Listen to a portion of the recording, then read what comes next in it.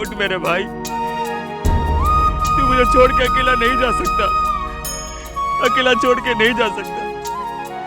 तेरे बिना ये राम भी नहीं जी पाएगा, नहीं जी पाएगा लक्ष्मण। मित्र, महाराज सुग्रीव, आप लोग उठाइए ना इसे।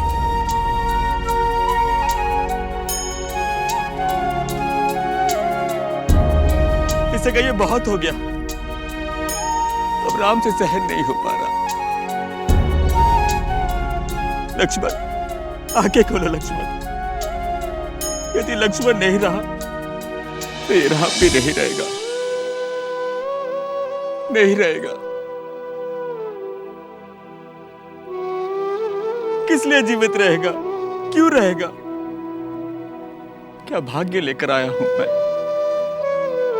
पहले सीता छोड़ के चले गई मुझे, और अब लक्ष्मण।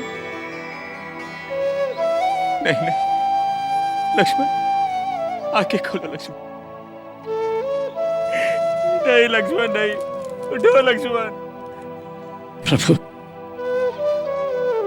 संयम रखिए, धीरज रखिए प्रभु। मित्र, लक्ष्मण के बिना ये सारा संसार मेरे लिए मृत्यु से भी अधिक दुखदायी होगा। ये मेरा भाई संसार के सारे वैभव छोड़कर मेरे साथ वनवास आ गया, 14 वर्ष का वनवास। और अब जब वनवास समाप्त होने को आया तो ये मेरा साथ छोड़ के जाना चाहता है। नहीं नहीं, मैं अपना साथ छोड़ के नहीं जाने दूंगा लक्ष्मण को। लक्ष्मण, उठो लक्ष्मण, उठो लक्ष्मण। लक्ष्मण, माँ हमारी राह देख रही होगी। तुम्हारे बिना मैं अयोध्या कैसे जाऊंगा? माँ सुमित्रा मुझसे पूछेगी कि लक्ष्मण कहाँ है, तो मैं क्या उत्तर दूंगा लक्ष्मण? लक्ष्मण, तुम्हारी पत्नी उर्मिला 14 वर्ष से तुम्हारी प्रतीक्षा कर रही है। तुम्हें उठना होगा लक्ष्मण, उठो ना लक्ष्मण, उठो लक्ष्मण। प्रभु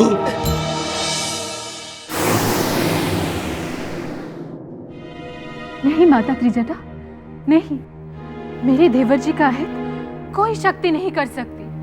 परंतु ये सत्य है पुत्री कि इस धरती का कोई भी प्राणी मेघनाद द्वारा प्रयोग में लाई वीर घातनी शक्ति से बच ही नहीं सकता। ऐसा ना कहो माता। मेरे स्वामी अपने भाई लक्ष्मण के बिना एक पल भी नहीं जी सकते। वो शरीर 2 है, परंतु प्राण एक।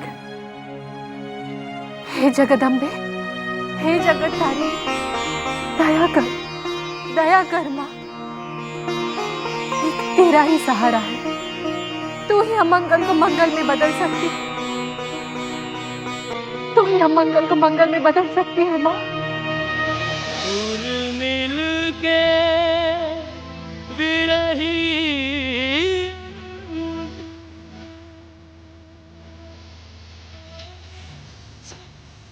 जाए परछी, रघुवीर से धीर गंभीरन को जीवित ही मार गई पर पूछा न कहा और किस किस पे तिहुलोक में जाए चली बरछी। बस देखने वालों ने देखा लक्ष्मण को आन लगी बरछी।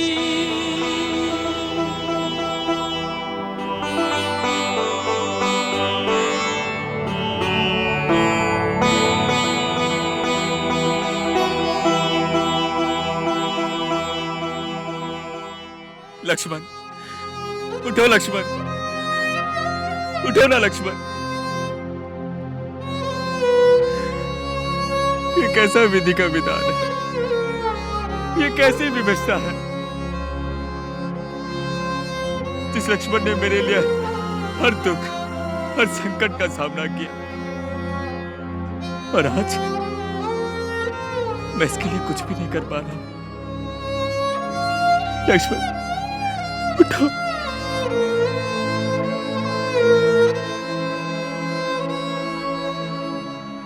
मित्र,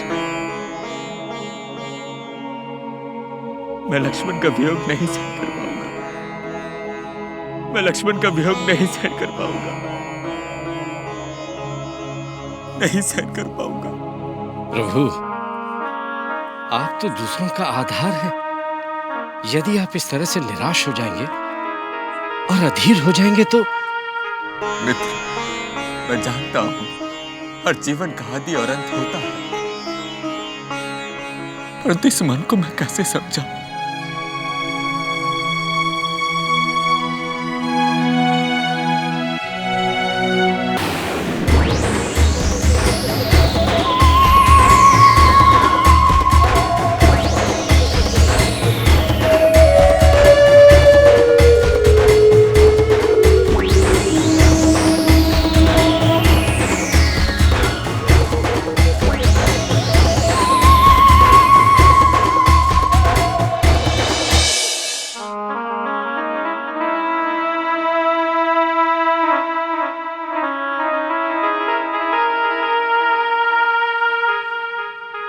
जामुन जी,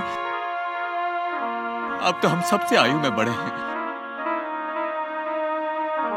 बहुत से युद्ध लड़े होंगे, सैकड़ों शक्तियों के प्राण लेते हुए देखा होगा। आप तो हर विद्या के ज्ञाता हैं।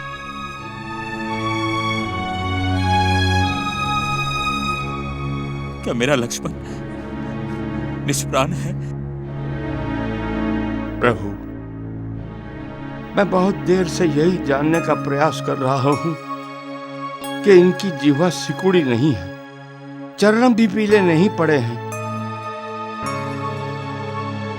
शरीर का कोई अंग हिल नहीं रहा है,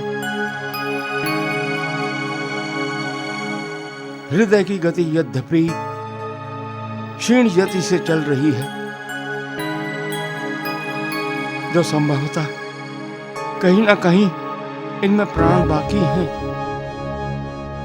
यदि ऐसा है तो हम कुछ कर क्यों नहीं रहे? केवल विलाप करने से तो कुछ नहीं होगा। जामवन जी, इसका उपचार क्या है वो मुझे बताइए। कोई लाभ नहीं है हनुमान। उपचार का उपाय होगा कैसे? एक और विशाल सागर है तो दूसरी ओर रावण की सेना। प्रभु, उपाय तो है। विभीषण जी, शीघ्र आदि शीघ्र बताइए। लंका में वैद्यराज सुषेण जी से नाड़ी परीक्षण करवाइए प्रभु। वो बता सकते हैं कि इसका उपचार है अथवा नहीं। परंतु प्रभु, उन्हें लंका से लाना होगा। मैं लेकर आता हूं विभीषण जी। आप केवल ये बताइए कि उनका निवास स्थान कहाँ है? लंका के उत्तर पश्चिम द्वार के मध्य में उनकी प्रयोगशाला है।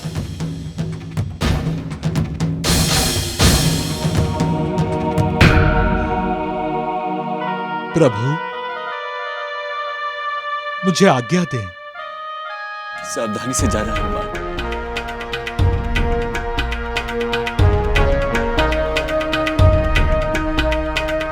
जय श्री राम।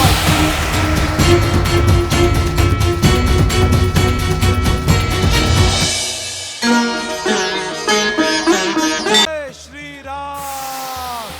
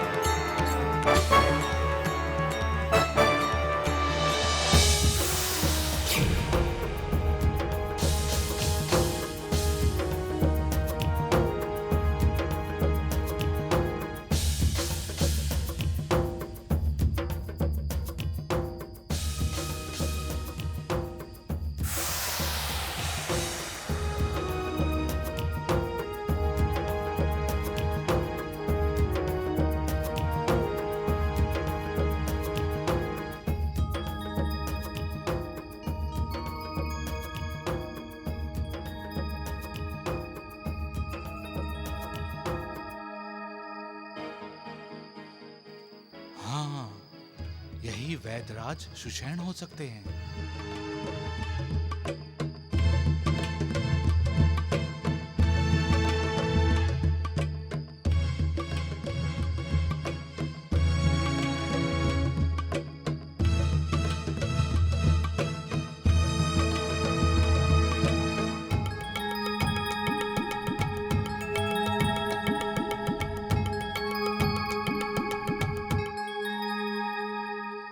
श्रीमान, क्या आप वैद्यराज सुषैण हैं? हाँ कहिए। कहिए नहीं वैद्य जी, चलिए। कहाँ?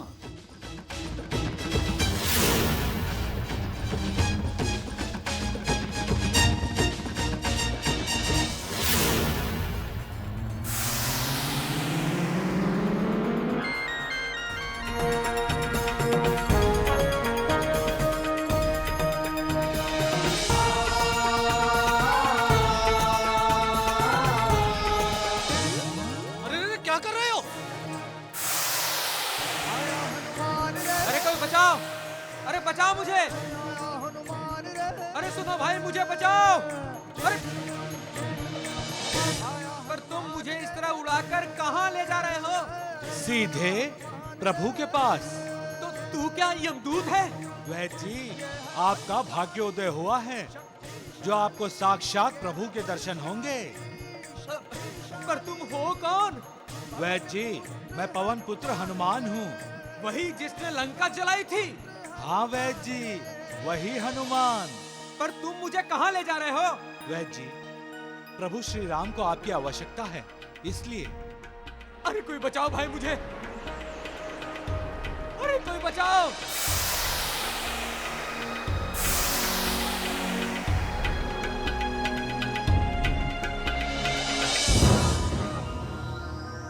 क्या? वैद्यराज को भवन समेत उठाकर ले गया। अवश्य ही वो हनुमान होगा। सुनो,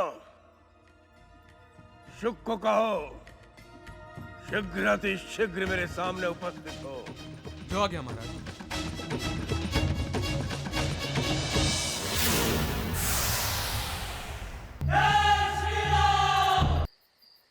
विभीषण जी, मैं लंकेश का राजवैद्य हूँ। शत्रु पक्ष के लिए कुछ भी करना मेरे लिए अनुचित होगा। आप शीघ्र अतिशीघ्र मुझे लंका वापस भिजवा दीजिए।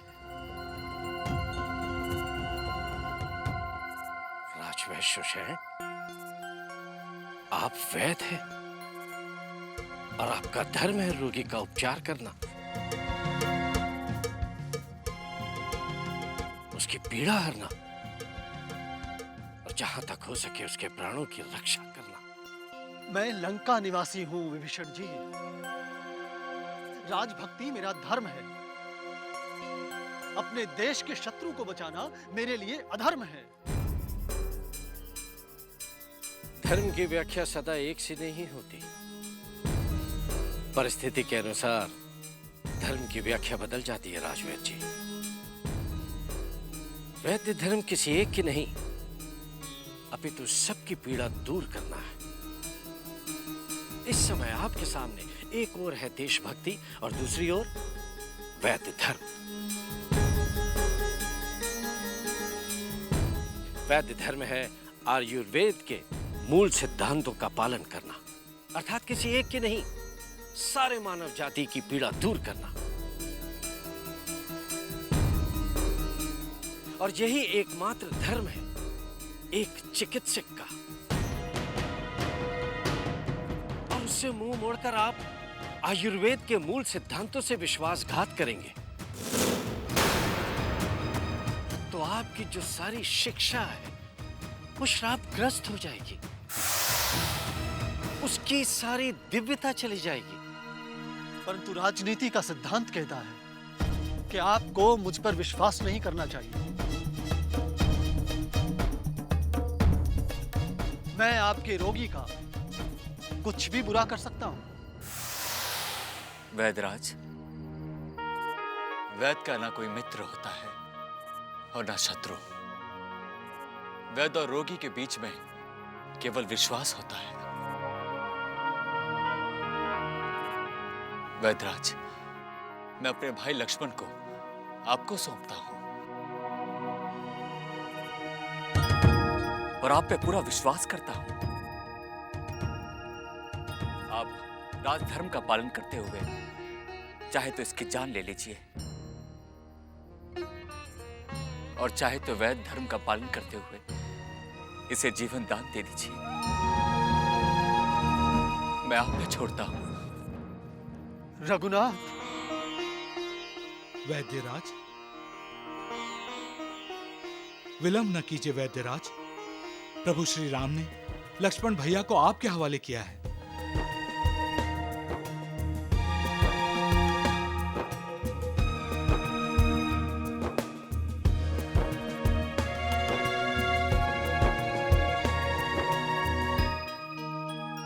हे श्री राम, हे हनुमान, हे विभीषण, आपने मुझे झकझोर के मेरी आत्मा को जागृत कर दिया है। मुझे मेरे धर्म से विचलित होने से बचा लिया है।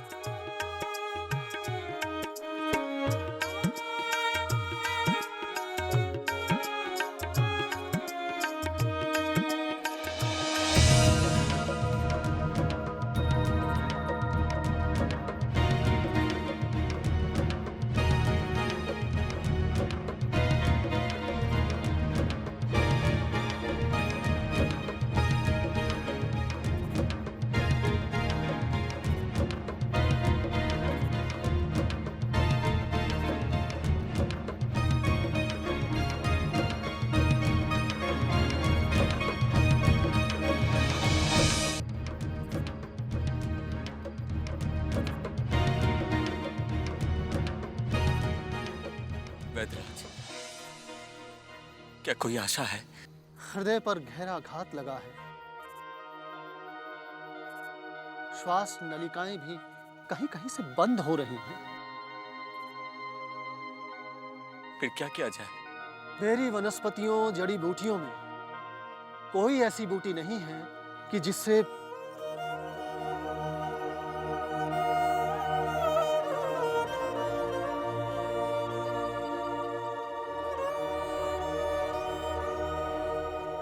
परंतु एक उपाय है। तो फिर बताइए ना। हाँ वैद्यराज, आपको कौन सी औषधि, कौन सी वनस्पति, कौन सी जड़ी बूटी चाहिए, आप मुझे बताइए। वो कहाँ मिलेगी? मैं लेकर आऊंगा। तुम कैसे लेकर आओगे हनुमान? यहां से हिमालय पर्वत जाना और सूर्योदय से पहले वो औषधि लेकर वापस आना संभव नहीं है। हे वैद्यराज, मत कहिए कि संभव नहीं है। प्रभु श्री राम के प्रताप से सब संभव है। मैं अपने प्रभु के लिए हिमालय तो क्या, संपूर्ण ब्रह्मांड की परिक्रमा करके वापस आ सकता हूं। आप केवल ये बताइए कि हिमालय से लाना क्या है। यदि साहस है तो सुनो। सबसे पहले लक्ष्मण के पास केवल यही एक रात्रि बची है।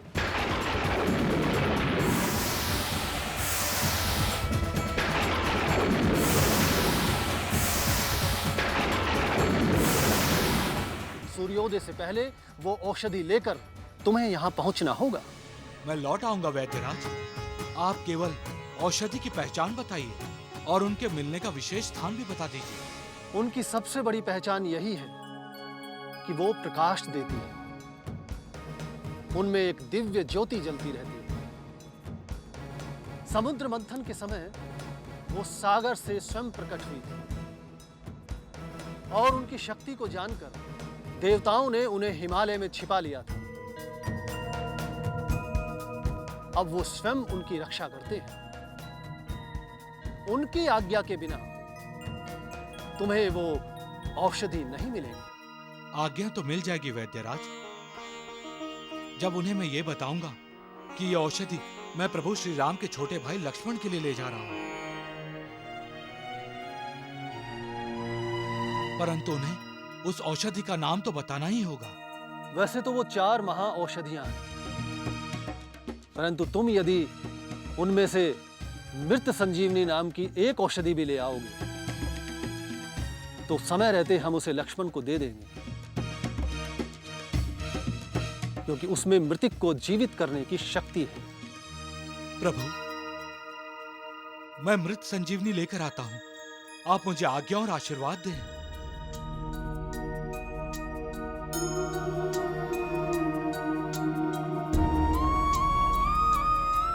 शीघ्र लौट आना हनुमान।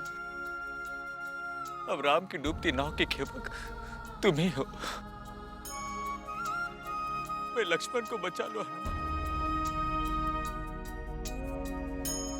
मैं लक्ष्मण को बचा लो। प्रभु, यदि सूर्योदय से पहले मैं मृत संजीवनी लेकर नहीं लौटा तो आपका ये सेवक हनुमान आपको कभी मुख नहीं दिखाएगा, कभी नहीं दिखाएगा।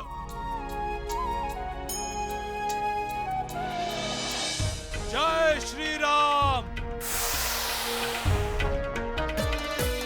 लक्ष्मण के प्राण बचाने, संजीवनी बूटी लाने, लेके राम का नाम करने, शुभ काम उड़ चले वीर बलवान, तुम्हारी जय हनुमान।